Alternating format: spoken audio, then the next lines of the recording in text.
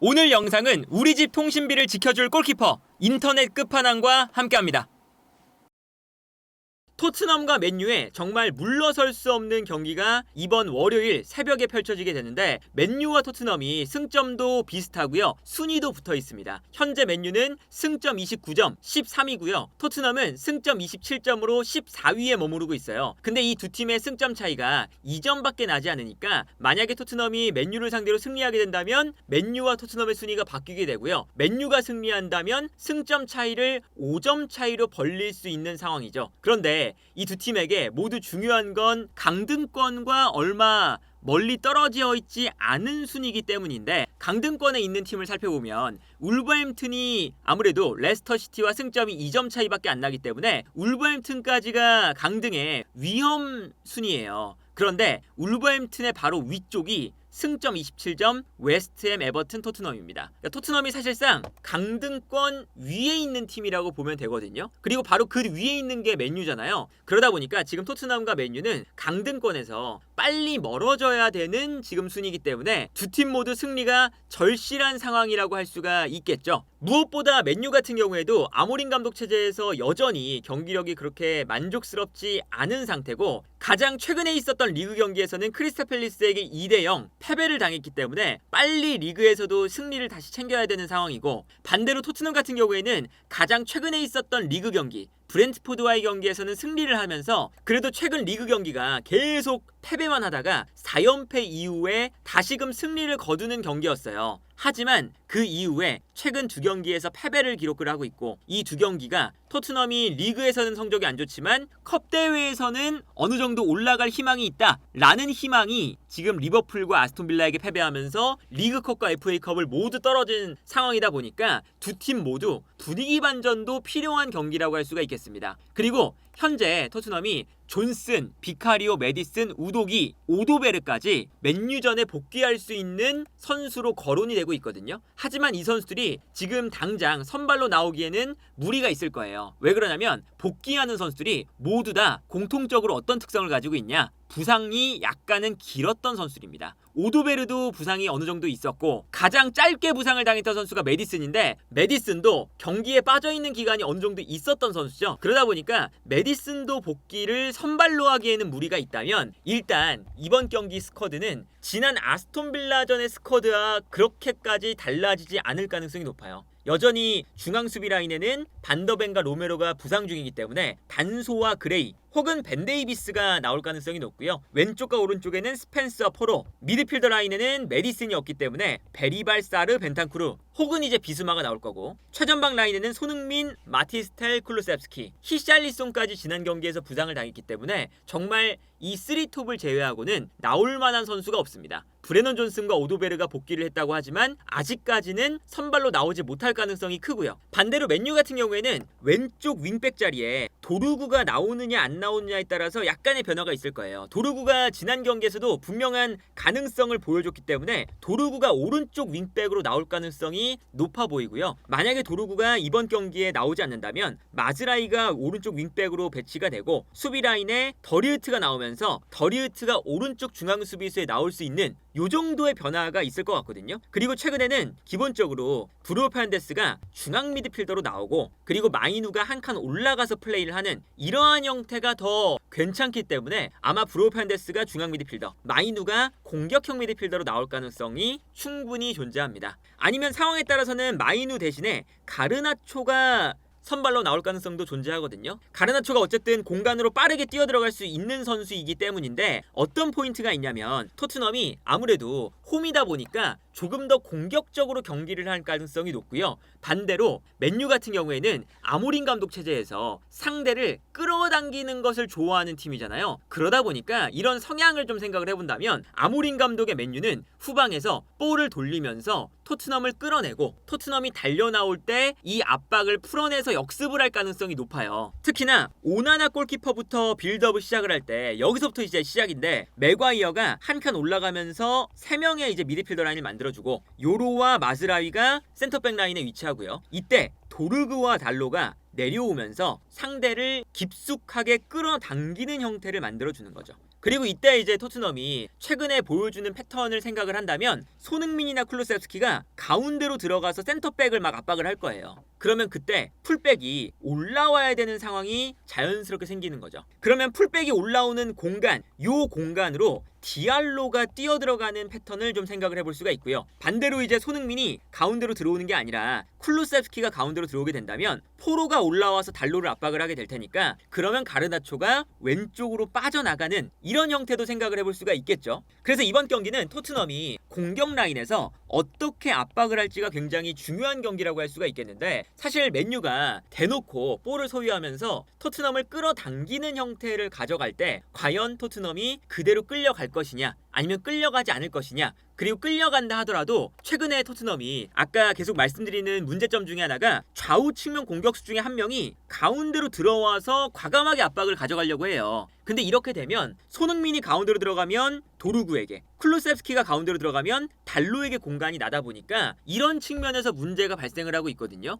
예를 들면 이런 장면이에요. 최전방 공격수였던 손흥민 선수가 앞쪽에서 에밀리아노 마르티네스 골키퍼를 압박하는데 이때 오른쪽에 있었던 무어가 가운데로 들어와서 과감하게 센터백을 압박을 하고 있습니다. 그러니까 자연스럽게 왼쪽 공간이 비게 되는 장면이 나오는 거죠. 이게 아스톤빌라전의 장면이었고 여기서부터 이제 아스톤빌라가 득점을 만드는 장면이었는데, 이 공간이 날 때 사실은 이 공간을 무어가 가운데로 들어오는 만큼 누군가가 이 공간을 움직여서 압박을 하면 모르겠는데 이런 움직임이 없다 보니까 편안하게 아스톤빌라가 이쪽 공간으로 패스를 보내주고 왼쪽에서는 편안히 볼을 잡아서 여기서 전진시킬 수 있는 그런 여유가 생긴다는 거죠. 그런데 토트넘이 라인을 올려서 굉장히 많은 선수들이 달려들고 있다 보니까 이렇게 공간이 나는 순간 한 군데가 무너지면서 차례차례로 무너지는 경우가 발생을 하거든요. 그렇기 때문에 토트넘이 압박을 한다 하더라도 좌우 측면 공격수 중에 한 명이 가운데로 들어오게 되면 이 비어있는 공간을 막아줄 수 있는, 예를 들면 풀백이 바로 올라오면서 뒤에서 센터백이 스펜스의 공간을 커버하는 이러한 움직임이 바로바로 이루어지던가, 아니면 뭐 미드필더 라인에서 순간적으로 측면으로 빨리 나가주는 이러한 움직임이 나와야지, 그런 움직임 없이 그냥 측면 공격수만 가운데로 들어가는 이러한 압박이 된다면 편안하게 도루구라던가 달로에게 공간이 열리는 장면이 나올 가능성이 높다. 그리고 이게 왜 문제가 되냐면 기본적으로 맨유가 도루구를 오른쪽에 기용을 하는 것 자체가 어느 정도는 패턴을 지금 아모린 감독이 가지고 있어요. 그러니까 도루구가 왼발을 쓰고 있고 달로가 오른발을 쓰는데 왜 이 두 선수의 자리를 이렇게 바꿔서 기용을 하느냐? 탈압박이 될 때 도루구가 왼발을 쓸 수가 있고요, 달로가 오른발을 쓸 수가 있으니까 반대편을 바라보면서 방향 전환이 가능하다는 거예요. 그러니까 예를 들면 이런 겁니다.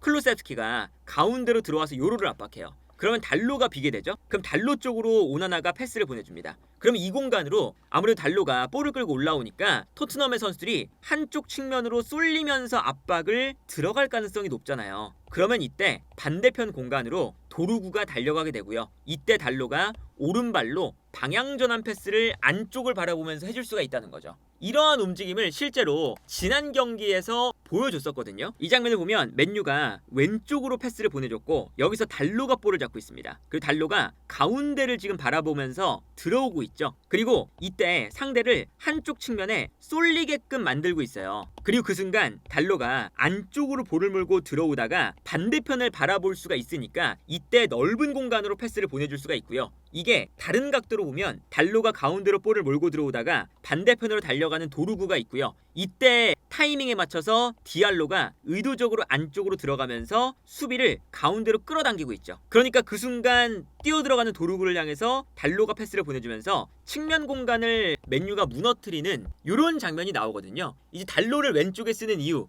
그리고 왼발잡이인 도루구를 오른쪽에 쓰는 이유고, 상황에 따라서는 디알로를 오른쪽에 쓰면서 왼발 킥을 활용한 반대편 전환, 이것을 활용하는 이유이기도 한 거죠. 그래서 아마 이번 경기는 맨유의 탈압박과 토트넘의 전방 압박의 싸움이 될 가능성이 높아요. 그리고 이제 도루구도 마찬가지로 왼발을 쓰는 상황인데 아까 말씀드린 것처럼 왼쪽 라인에 마이누가 아니라 가르나초가 기용이 된다 라고 했을 때는 마찬가지입니다. 이때는 오히려 달로가 뛰어나가는 것보다 기본적으로 토트넘이 포로나 스펜스가 가운데로 들어와서 공격을 하는 경우가 많으니까, 그리고 가운데로 들어와서 압박을 안쪽에서 많이 하려고 하죠. 그러면 그 순간 예를 들어서 손흥민이 가운데로 들어가서 마즈라위를 압박한다. 이때 오나나가 도루구에게 패스를 보내주면 도루구가 볼을 받아서 반대편 공간으로 뛰어들어가는 가르나초를 향해 왼발킥을 보내줄 수 있는 이런 각도가 자연스럽게 만들어진다는 거죠. 그래서 이런 각도를 토트넘이 만들어주지 않아야 이번 경기 역습을 당하지 않고 측면 공간을 잘 커버할 수 있는 상황이 생긴다. 그래서 결국 토트넘이 이번 경기에는 이번 경기뿐만 아니라 이번 시즌 내내 전방 압박을 너무 과도하게 하다가 거기서 문제가 생기는 경우가 많잖아요. 그리고 체력이 너무 급격하게 떨어지면서 후반부에 문제가 생기는 경우가 늘상 나오고 있거든요. 이 기록이